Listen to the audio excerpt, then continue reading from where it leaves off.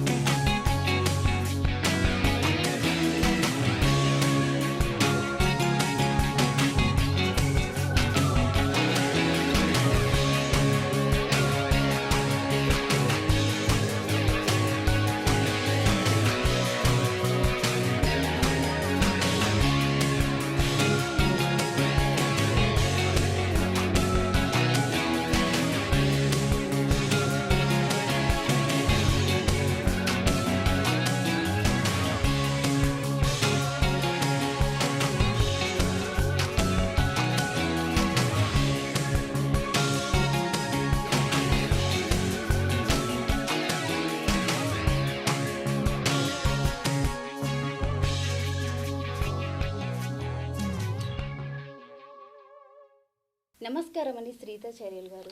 నమస్కారం. ఏఎస్ మీడియాకి welcome to. As media వారికి హృదయపూర్వక ధన్యవాదాలు. అదేవిధంగా ఏఎస్ క్రియేషన్స్ డైరెక్టర్ గారు అయినటువంటి ఆలేటి శ్యామ్ సుందర్ గారికి హృదయపూర్వక ధన్యవాదాలు సమర్పిస్తున్నాం. ముందుగా మీ విద్యాభ్యాసం, మీ కుటుంబ సభ్యుల గురించి కొంచెం చెప్పండి సార్. వరంగల్కి 55 కిలోమీటర్ల దూరంలో ఉన్నటువంటి తొర్రూరు మండలం అమ్మాపురం గ్రామం మా స్వస్థలం. నాన్నగారు ఉపాధ్యాయులు, గుడి పూజారి, ప్రాథమిక పాఠశాల అమ్మాపురం ప్రధాన ఉపాధ్యాయులు, అందరి క్షేమాన్ని కోరేటువంటి గుడి పూజారి కూడా.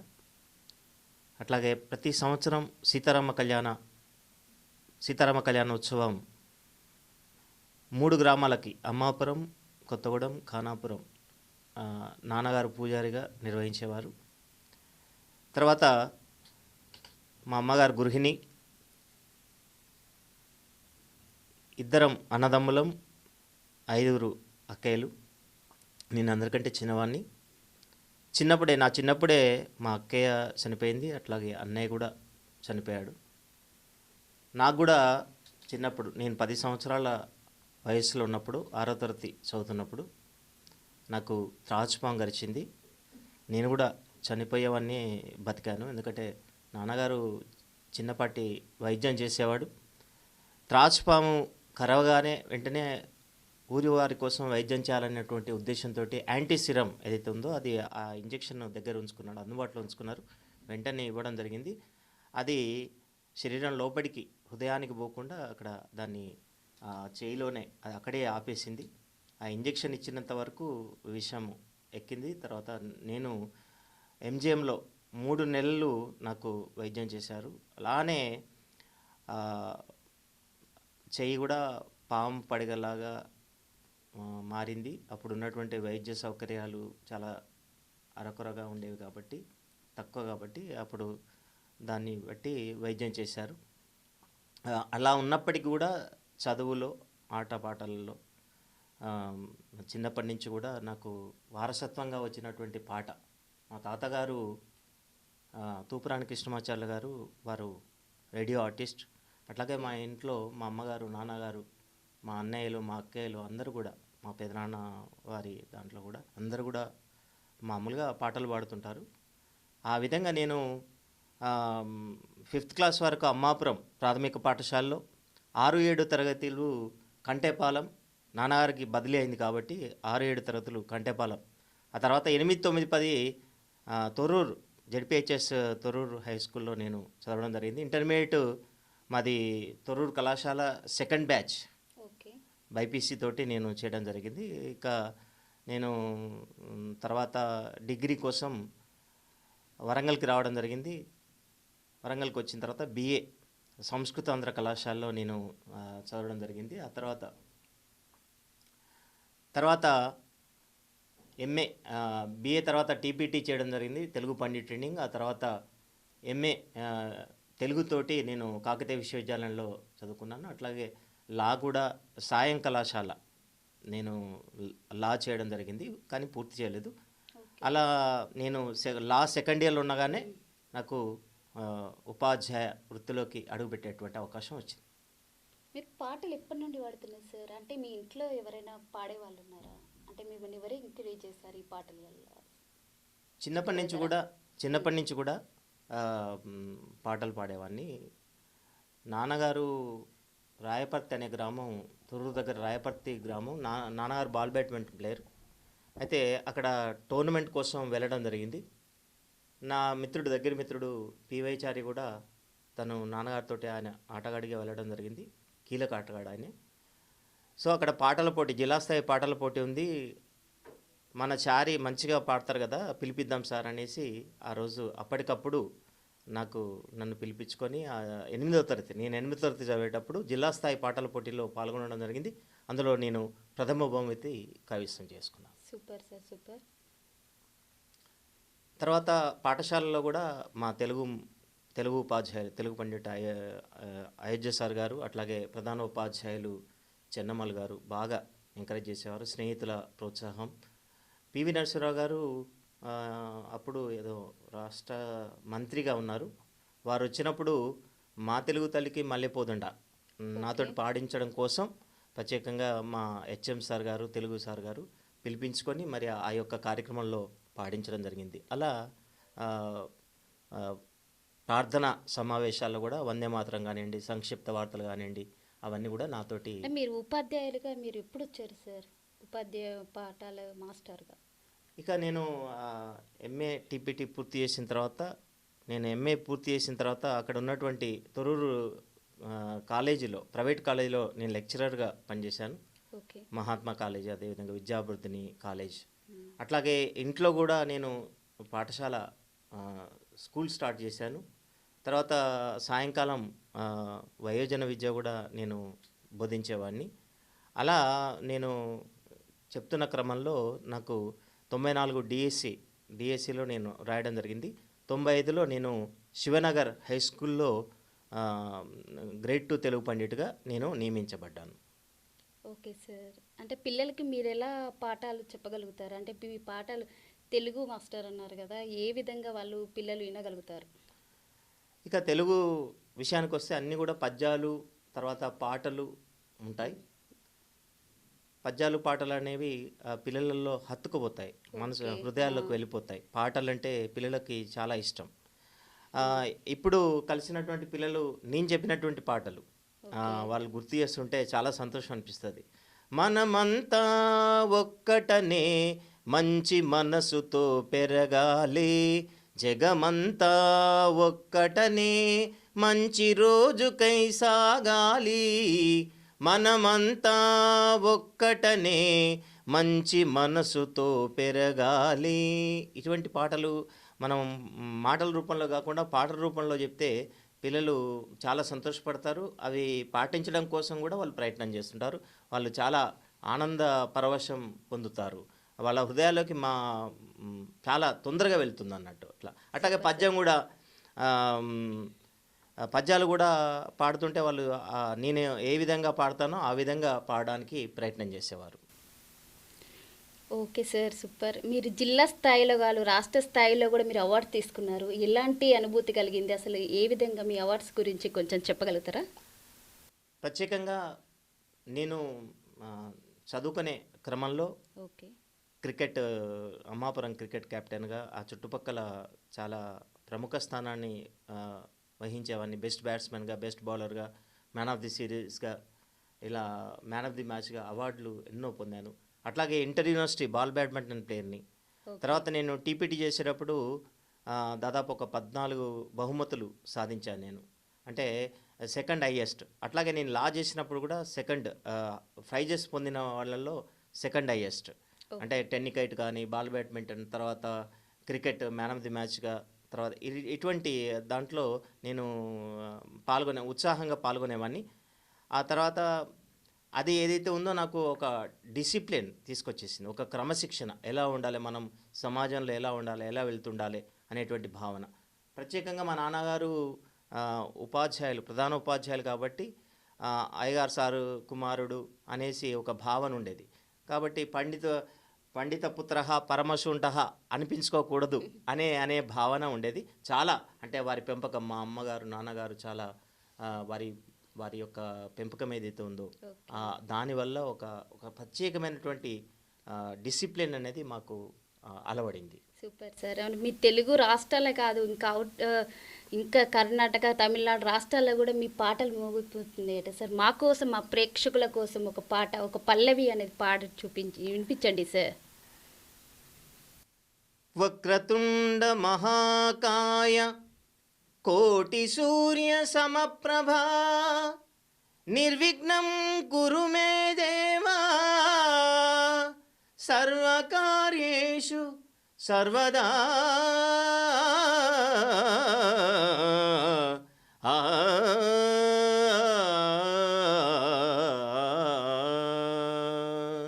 జయ జయ శుభకర వినాయక శ్రీకాణిపాకవర సిద్ధి వినాయక. జయ జయ శుభకర వినాయక శ్రీకాణిపాకవర సిద్ధి వినాయక. ఆ ఆ ఆ ప్రత్యేకంగా సూపర్ సూపర్ సార్. సూపర్. ప్రత్యేకంగా అంటే నేను వరంగల్లో నేను ఉపాధ్యాయ వృత్తిలోకి వచ్చిన తర్వాత రోజా క్రియేషన్స్ నిర్వహించేటువంటి పాటల పోటీలు, ఓకే. అట్లాగే అభిరుచి ఆర్ట్స్ అకాడమీ నిర్వహించేటువంటి పాటల పోటీలు, శివ క్రియేషన్స్ వారు నిర్వహించేటువంటి ఈ పాటల పోటీల్లో ఒక 2-3 పోటీల్లో పాల్గొనేసరికి నాకు బహుమతులు వచ్చినాయి. ఆ ప్రతిభను గుర్తించిన వారు ఆలెటి శ్యామ్ సుందర్ గారు. మీరు సూపర్. మీరు పాటల పోటీలో పాల్గొనకుండా మీరు ఒక న్యాయనిర్ణేతగా వివరించండి, లేకపోతే వ్యాఖ్యాతగా వివరించండి అనేసి నాలో ఉన్నటువంటి ప్రతిభ ద్విగుణీకృతం కావడానికి, నాలో ఉన్న ప్రతిభను గుర్తించి అనేక రకాలుగా ఎంకరేజ్ చేసిన వారు ఆలెటి శ్యామ్ సుందర్, రోజా క్రియేషన్స్ ఆలెటి శ్యామ్ సుందర్ గారు. అదేవిధంగా అభిరుచి arts academy TV Ashok Kumar గారు, శివ క్రియేషన్స్ జడల శివ గారు. ఇలా చెప్పుకుంటూ పోతే చాలామంది కూడా నన్ను ఎంకరేజ్ చేశారు. ప్రత్యేకంగా నేను ఒక 2012-2013లో శృతిలయ ఆర్ట్స్ అకాడమీ వారు 82nd బర్త్డే, 82వ బర్త్డే సినారే గారిది చేశారు. ఓకే. అందులో 3 వ్యక్తులకు వారు సన్మానం చేశారు అక్కినేని నాగేశ్వరరావు చిత్రం మీదుగా. మొట్టమొదటి వాడు భారవి గారికి చేయడం జరిగింది. ఓం నమో శివరుద్రాయ. రెండో వ్యక్తి రామజోగి శాస్త్రి గారు, ఓకే. ఆ పాట ఫేమ్ అయినటువంటి రామజోగి శాస్త్రి గారు. మూడో వ్యక్తి వరంగల్ నుంచి టయాల శ్రీధరాచార్యులు. ఓకే. సో ప్రత్యేకంగా 82 సినారే గారి 82వ బర్త్డే సందర్భంగా వారితో సమానంగా నాకు సన్మానం పొందడం అనేది, అక్కినేని గారి చేతుల మీదుగా సినారే సమక్షంలో ఆ విధంగా సన్మానం పొందడం అనేది నాకు చాలా సంతోషం కలిగించింది. 2011లో నేను సీనారాయణ రెడ్డి గారితో నేను సన్మానం పొందాను. మరి Shrutilaya arts academy Amani madam గారికి హృదయపూర్వక ధన్యవాదాలు. అట్లాగే పరిచయం చేసినటువంటి ప్రీతి గ్యాస్ గంగాధర్ గారికి, వారికి హృదయపూర్వక ధన్యవాదాలు తెలియజేస్తున్నాను.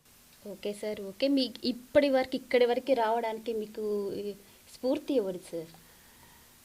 ఇక్కడి దాకా రావడానికి స్ఫూర్తి అంటే చిన్నప్పటి నుంచి కూడా ఒక తపన అనేది ఉండేది. నేను గుర్తింపబడాలి, నేను కూడా అక్కడ ఉన్నటువంటి మా వాతావరణం అంటే చుట్టుపక్కల తొర్రూరు చుట్టుపక్కల ఉన్నటువంటి వాతావరణం ఏదైతే ఉందో, టోర్నమెంట్స్, రకరకాల టోర్నమెంట్స్, ఆటల పోటీలు, తర్వాత పాటల పోటీలు, సాంస్కృతిక కార్యక్రమాలు, ఇవన్నీ కూడా అక్కడ ఆ రోజులలో ఉండేవన్నట్టు. అలా అక్కడ ఆ పోటీలో పాల్గొన్న వాళ్ళు వాళ్ళకు వచ్చేటువంటి ప్రైజెస్ చూసి నేను కూడా ప్రైజెస్ పొందాలి అనేటువంటి బహుమతులు పొందాలి అనేటువంటి భావన నాలో అది మీకు ఫస్ట్ పుట్టింది. అనుభవం అంటే మీరు ఒక అవార్డు తీసుకున్న అనుభవం ఎప్పుడు కలిగింది సార్ మీ? నాకు మొట్టమొదటి అవార్డు నాకు బాగా గుర్తు, రోజా క్రియేషన్స్ పక్షాన చింతపిక్కల మిల్లు ఒక గొప్ప సన్మానం చేశారు మా ఆలిటి శ్యామ్ సుందర్ గారు. అది మర్చిపోలేంది. Super sir. అందులో నా ఒక్కడికే పెద్ద కార్యక్రమం అది. ఓ. రెండోది ఏంటంటే సిటిజన్ క్లబ్లో ఒక గొప్ప కార్యక్రమాన్ని చేశారు శ్యామ్ సుందర్ గారు. దానికి సుద్దాల అశోక్ తేజ గారు వచ్చారు, ఇంకా డైరెక్టర్స్, తర్వాత ఇంకా రకరకాల పెద్ద పెద్ద వ్యక్తులు వచ్చారు. అయినా కూడా శ్యామ్ సుందర్ సార్ ఆలేటి గారు ఒకటే చెప్పారు, మైక్ మీరు వ్యాఖ్యాతగా మీరు స్వేచ్ఛగా వ్యవహరించండి, మీరు ఆ కార్యక్రమంలో మీరు భాగస్వామ్యం పంచుకోండి అనేసి ఆయన యొక్క స్ఫూర్తితోటి నేను ముందుకు సాగడం జరిగింది.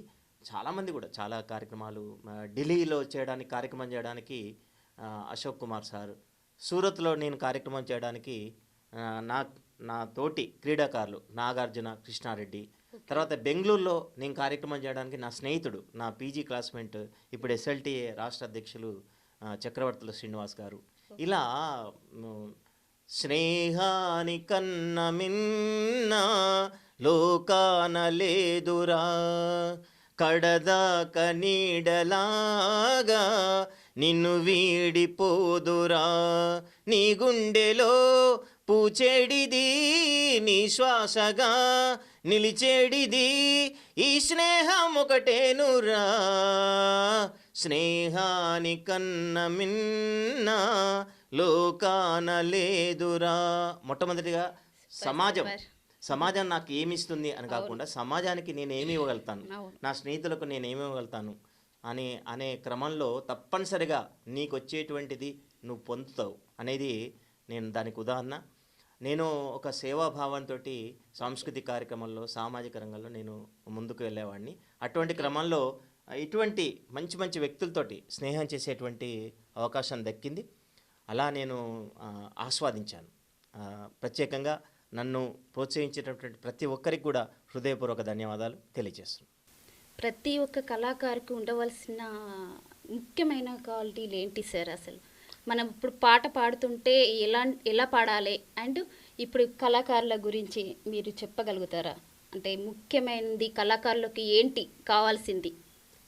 నేను ఎవరి గురించి అయితే నేను మొట్టమొదటిగా నా ఆత్మవిమర్శ చేసుకుంటాను. నేను ఎలా పాడుతున్నాను, మనము ఎలా పాడుతున్నామనే కాదు, అంటే మన సజెషన్స్ ఎలా అంటే మన ఒక్కొక్క కళాకారులకు ఏ విధంగా ఎలా ఉండాలని ఎవరికి వారు అది ఆలోచించుకోవాలి.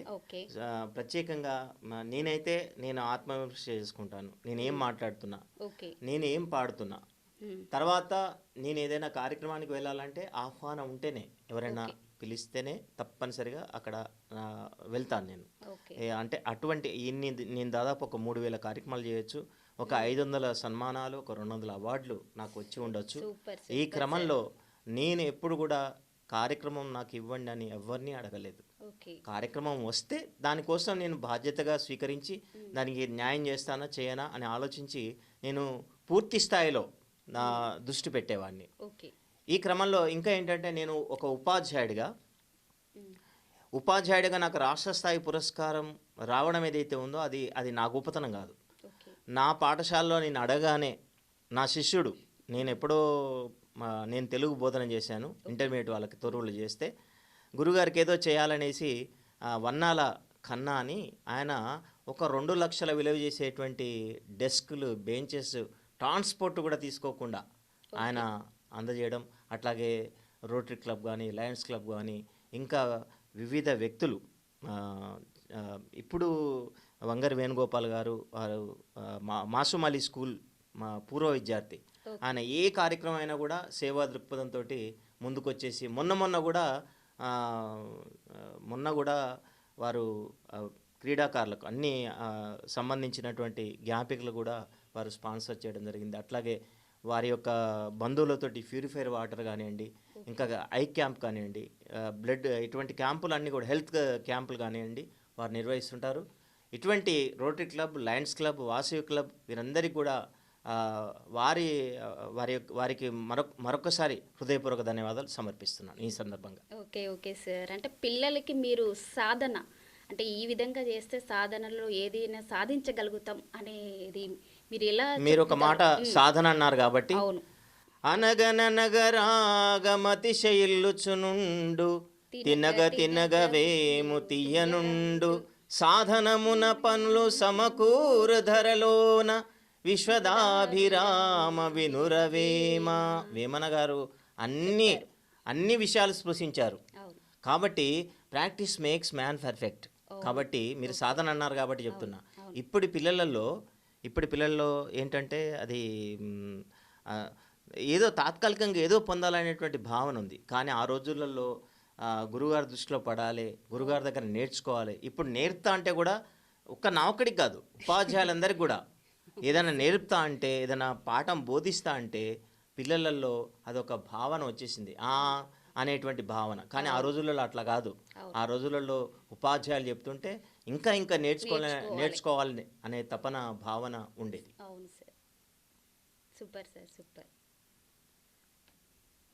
ఇంకా నేను డిగ్రీ చదివేటప్పుడు, పీజీ చదివేటప్పుడు నా ఫ్రెండ్స్ అందరు కూడా లెక్చరర్స్ కూడా పాటలు పాడించుకునేవారు. అట్లా నాకు అదొక వారికి ఆనందం కలగజేసేటువంటి అవకాశం నాకు దక్కింది. ప్రత్యేకంగా మనకు ఇప్పుడు ఇంట్లో కూడా సపోర్ట్, మీ భాగస్వామి గురించి మీరు చెప్పండి సార్.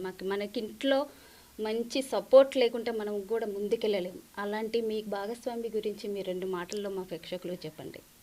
ఆలయాన వెలసిన ఆ దేవుని రీతి ఇల్లాలే జగతికి జీవన జ్యోతి, ఇల్లాలే జగతికి జీవన జ్యోతి.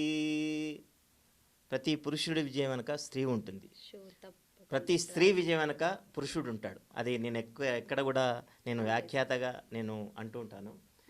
మరి ప్రత్యేకంగా నేను ఎంత దూరం పోయినా కూడా, రాత్రి ఎంత ఆలస్యంగా వచ్చినా కూడా మరి నన్ను ఎంకరేజ్ చేసేటువంటి నా శ్రీమతి ఫణి, తను కూడా ఉపాధ్యాయురాలు, మొగిల్చెర్లలో పనిచేస్తున్నారు. అదేవిధంగా నా కుమార్తె శ్రీనిధి, తను బీటెక్ పూర్తయింది. కుమారుడు శ్రీకర్, తను కూడా బీటెక్ పూర్తి చేశాడు. ఇంట్లో ఆహ్లాదకరమైనటువంటి వాతావరణం ఉంటుంది. సో అలా ఇవన్నీ చేయగలుగుతున్నానంటే, ఇవన్నీ కార్యక్రమాలు చేస్తున్నానంటే ప్రత్యేకంగా నాకు చాలా సంతోషం కలిగించే విషయం ఏంటంటే, నేను రవీంద్ర భారతిలో రాష్ట్ర స్థాయి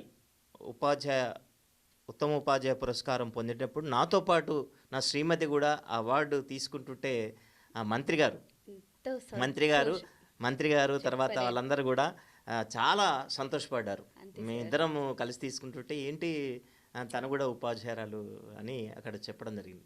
నాకు చాలా సంతోషం కలిగించేటువంటి విషయం, ప్రత్యేకమైనటువంటి ఆకర్షణ అక్కడ మా యొక్క జంట ఆ విధంగా తీసుకోవడం. Super super. మీరు జిల్లా స్థాయిలో, రాష్ట్ర స్థాయిలో కాకుండా మీరు ఎక్కడెక్కడ పాడారు సార్? నేను 2004లో ఢిల్లీలో సంక్రాంతి సంబరాలు అక్కడ జరిగాయి.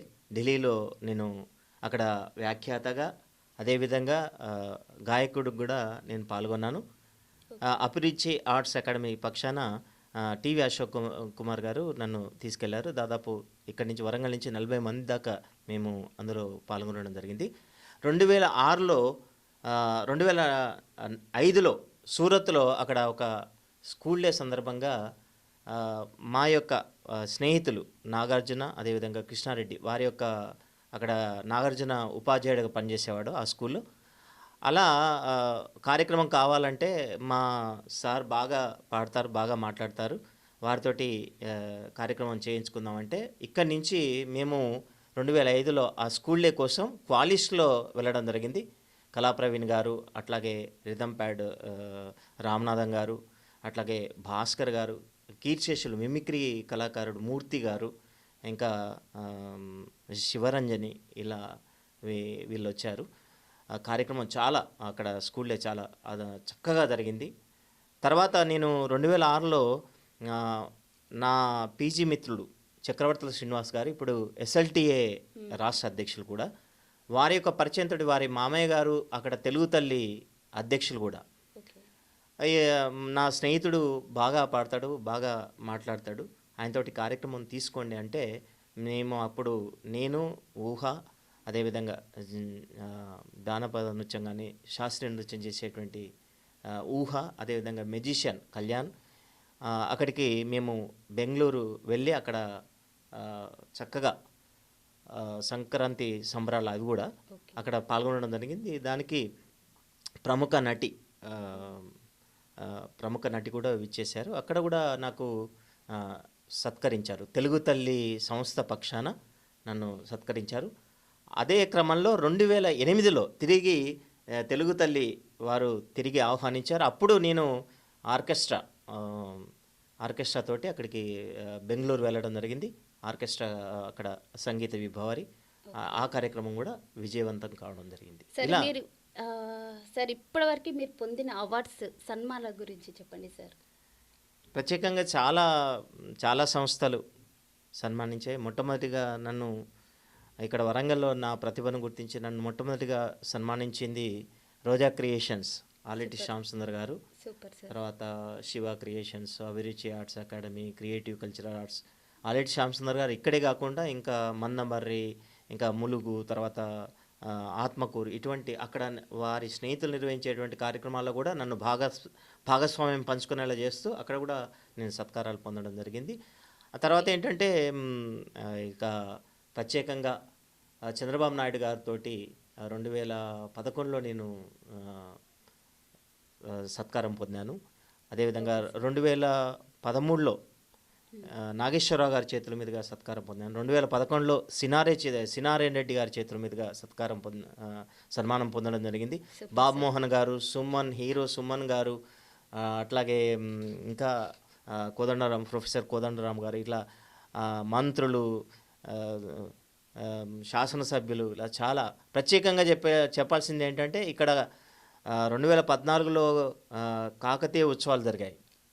ప్రధాన వేదిక అయినటువంటి ఫోర్ట్ వరంగల్లో నేను అక్కడ వ్యాఖ్యాతగా నేను అట్లాగే ఇంకొకరు వ్యాఖ్యాతగా వ్యవహరించడం జరిగింది ప్రధాన వేదిక మీద. తర్వాత ఆలెటి శ్యామ్ సుందర్ గారి పరిచయంతో ఇక్కడ మనకు తెలంగాణ రాష్ట్రం ఏర్పడక ముందు మువ్వల సంవడి పృథ్వీరాజు గారు ఇక్కడ పబ్లిక్ గార్డెన్లో పెద్ద ఎత్తున చేశారు. V6 అది లైవ్ టెలికాస్ట్ అయింది. సో అంతటపుల నాగరాజు గారు ఆ కార్యక్రమానికి గద్దర్ గారు, విమలక్క గారు వారు వచ్చారు. చాలా బ్రహ్మాండంగా జరిగినటువంటి కార్యక్రమం. ఆ కార్యక్రమం కూడా నేను వ్యాఖ్యాతగా వ్యవహరించడం జరిగింది. ఒక దివ్యానుభూతి ఆ కార్యక్రమంలో.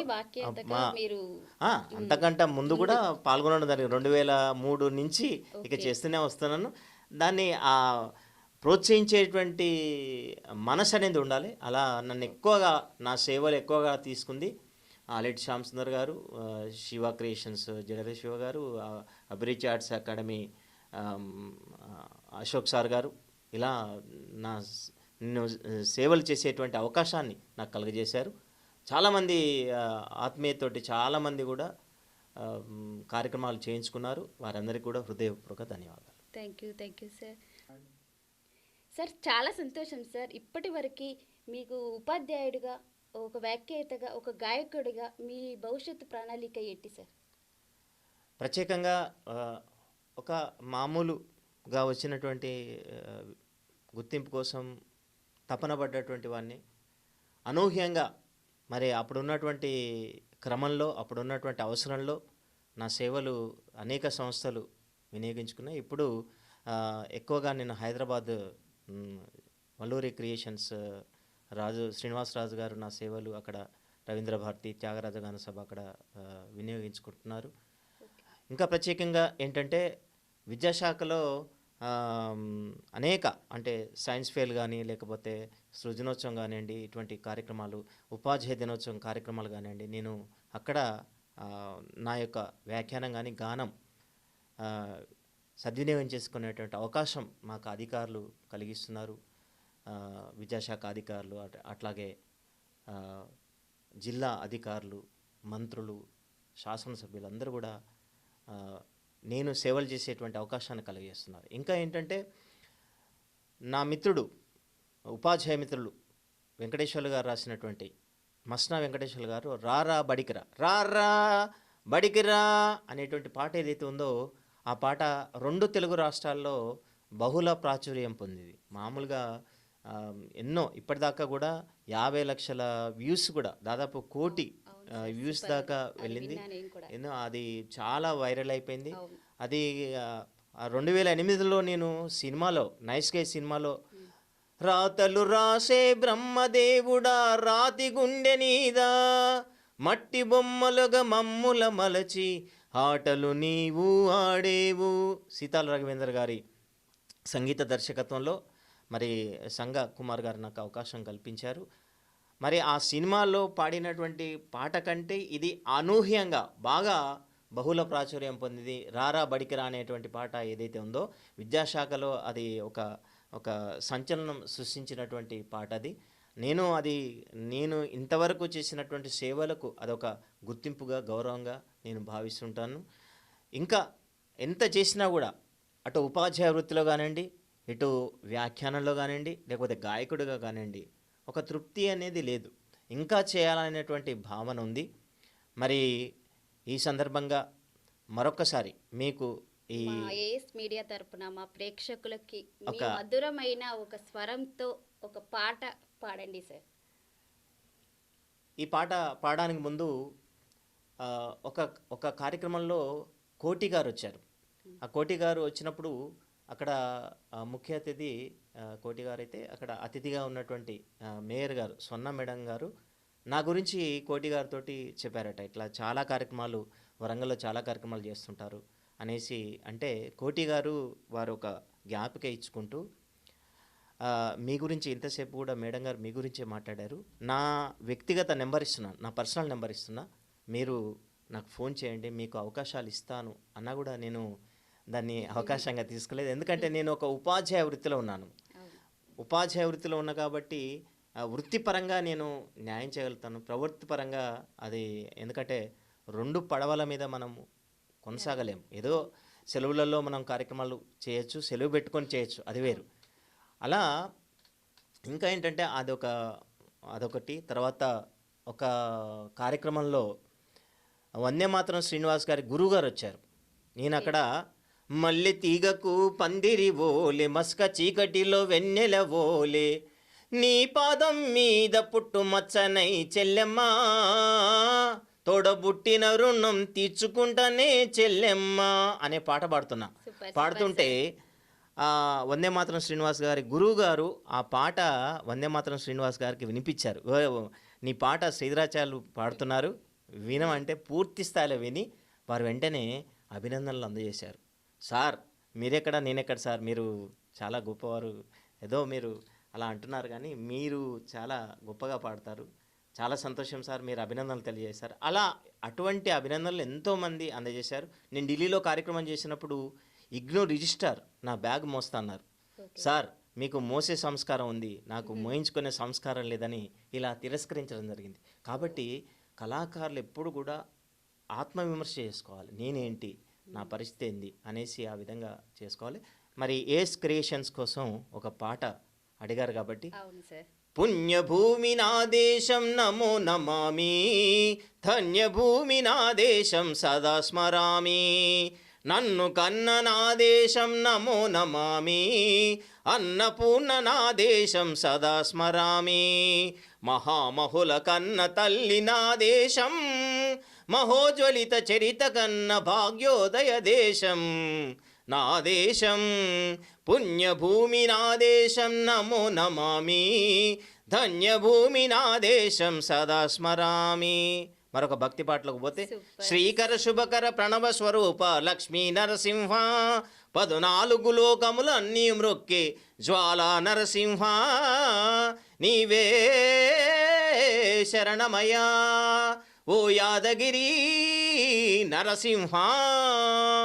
ఇలా ఎన్నో పాటలు పాడుకోవచ్చు. నేను పాడేటువంటి అవకాశాన్ని, మాట్లాడేటువంటి అవకాశాన్ని చాలామంది ప్రోత్సహించారు. అందరికి కూడా మరొక్కసారి అందరికీ నమస్సులు తెలియజేస్తున్నాను. నమస్కారం సార్, మా స్టూడియోకి వచ్చి మా ప్రేక్షకులను అలరించినందుకు కృతజ్ఞతలు. మీకు కూడా ఏఎస్ మీడియా వారికి హృదయపూర్వక ధన్యవాదాలు. అట్లాగే ఏఎస్ క్రియేషన్స్ డైరెక్టర్ గారు ఆలెట్ శ్యామ్ సుందర్ గారికి హృదయపూర్వక ధన్యవాదాలు.